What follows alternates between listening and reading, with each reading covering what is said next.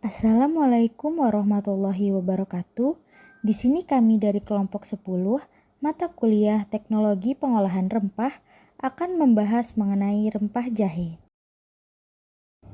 Kami dari kelompok 10 akan memperkenalkan anggota kelompok kami. Yang pertama ada Asri Praselia, kemudian Rindi Sepia Prahasti, Fadila Nur Sabilia, dan Rani Greseli. Sebelum membahas lebih jauh, kita akan membahas informasi umum mengenai jahe. Jahe sendiri merupakan rimpang dengan varietas seperti putih besar, putih kecil, dan merah.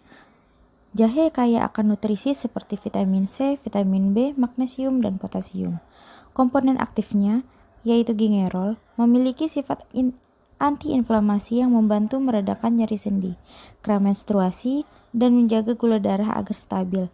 Bermanfaat terutama bagi penderita diabetes. Selain itu, jahe efektif dalam meredakan masalah pencernaan seperti mual, muntah, dan mempercepat proses pencernaan. Studi juga menunjukkan bahwa jahe dapat menurunkan resiko penyakit jantung dengan mengurangi kadar kolesterol dan trigliserida. Dengan demikian, jahe tidak hanya sebagai rempah yang populer, tetapi juga sebagai obat alami yang berpotensi bagi kesehatan manusia. Pada kandungan dan sifat fisiknya, jahe memiliki kandungan zat kimia dan senyawa aktif pada jahe. Jahe mengandung gingerol, sogaol, zingeron, dan paradol yang memberikan rasa pedas dan aroma khas. Zat-zat tersebutlah yang memiliki sifat antiinflamasi, antioksidan, dan anti mual, serta akan meningkatkan sistem kekebalan tubuh.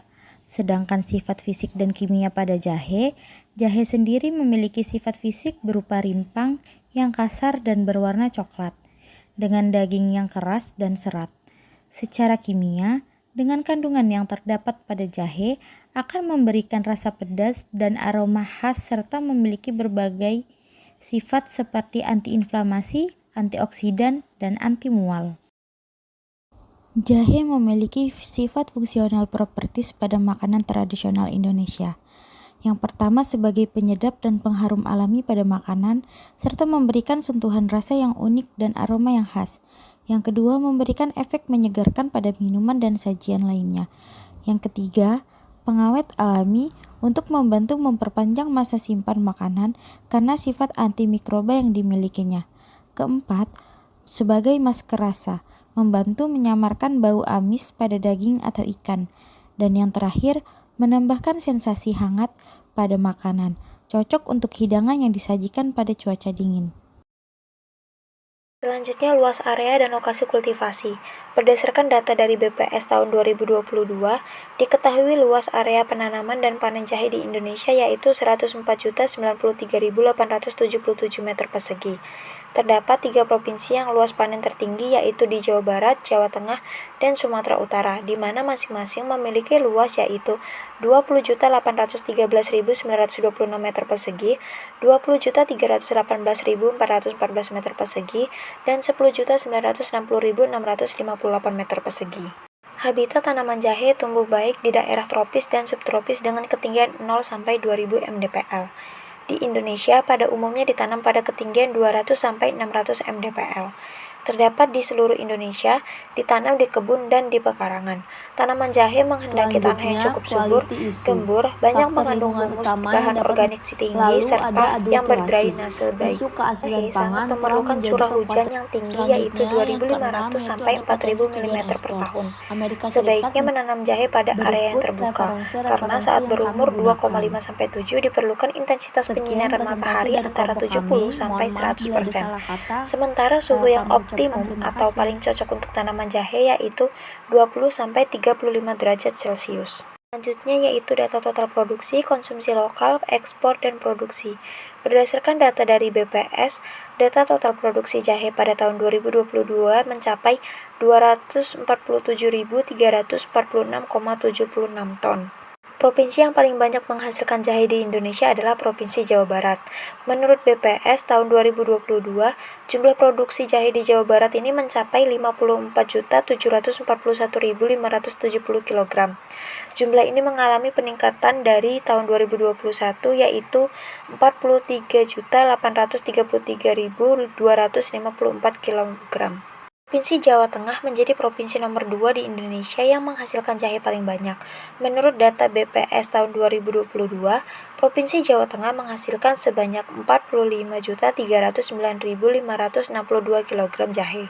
Jumlah ini meningkat dibandingkan dengan 2021 yang menghasilkan 39.087.220 kg. Provinsi nomor 3 yang menghasilkan jahe paling banyak di Indonesia adalah Provinsi Jawa Timur. Menurut data BPS tahun 2022, Provinsi Jawa Timur menghasilkan jahe dengan jumlah 31.456.739 kg. Jumlah ini mengalami peningkatan dari jumlah yang dihasilkan pada 2021, yaitu sebanyak 27.595.251 kg. Berikut adalah data ekspor-impor jahe. Produk turunan jahe. Yang pertama ada jahe bubuk. Jahe bubuk memiliki beberapa manfaat, yaitu yang pertama menjaga kesehatan kulit. Jahe terkandung zat anti-inflamasi yang bisa membantu mengencangkan pori-pori pada wajah. Terus juga dapat meredakan rasa tidak nyaman di perut. Selain itu, zat anti-inflamasi juga membantu mengurangi gas dan menetralkan cairan yang ada di dalam lambung. Yang kedua, ada minyak atsiri jahe. Minyak atsiri jahe sangat baik digunakan sebagai penghilang rasa sakit, memperbaiki sirkulasi pernafasan sehingga mampu mengatasi masalah pernafasan, melancarkan pencernaan, dan menghilangkan rasa sakit. Yang ketiga ada oleoresin jahe. Selain menimbulkan rasa pedas jahe, oleoresin juga bersifat higienis, mengandung antioksidan alami, bebas enzim, dan cukup stabil. Oleoresin dimanfaatkan sebagai bahan penyedap makanan dan minuman yang mempunyai karakteristik rasa dan aroma sama dengan rempah-rempah aslinya. Yang ketiga, permen jahe. Permen jahe memiliki beberapa manfaat, yaitu mengatasi mual, mengobati peradangan, membantu mengatasi batuk dan flu, menurunkan kolesterol, meredakan nyeri haid, membantu mengatasi asma dan sakit kepala, serta menurunkan resiko kanker. Yang keempat, ada kosmetik jahe. Kosmetik jahe dikenal bagus untuk menghilangkan minyak dan jerawat berlebih pada wajah dan tubuh. Berikutnya ada quality issue dan adulterasi. Quality issue. Salah satu permasalahan dalam budidaya jahe adalah masih rendahnya produktivitas dan mutu jahe. Sampai saat ini produktivitas rata-rata jahe nasional adalah 5-6 ton per hektar. Rendahnya produktivitas jahe selain disebabkan oleh cara budidaya yang belum optimal, juga disebabkan oleh penggunaan bahan tanaman yang kurang bermutu. Benih bermutu meliputi mutu fisik, kadar air dan penyusutan bobot rimpang, mutu genetik, mutu fisiologi, dan teknik budidaya yang optimal. Selanjutnya, quality issue. Faktor lingkungan utama yang dapat mempengaruhi produksi benih dimulai dengan riwayat lahan, iklim atau cahaya, suhu, curah hujan, dan angin, tanah atau kesuburan dan kelembapan, serta faktor biologis atau hama, penyakit, dan gulma. Pada umumnya, pengadaan benih masih menggunakan benih dari kebun sendiri dan belum mengacu kepada standar mutu benih yang berasal dari pertanaman konsumsi, sehingga mutunya kurang terjamin. Selain itu, benih jahe juga rentan terhadap serangan penyakit dan hama gudang. Benih jahe juga akan mudah keriput apabila dipanen tidak cukup umur, dan mudah bertunas apabila kondisi simpannya kurang baik. Kondisi demikian tentu akan berpengaruh kurang baik terhadap produksi dan kualitas jahe yang dihasilkan. Lalu ada adulterasi. Isu keaslian pangan telah menjadi kekhawatiran umum di kalangan konsumen yang mencakup beberapa aspek, antara lain ada pemalsuan asal, pencampuran variasi, dan kesalahan label.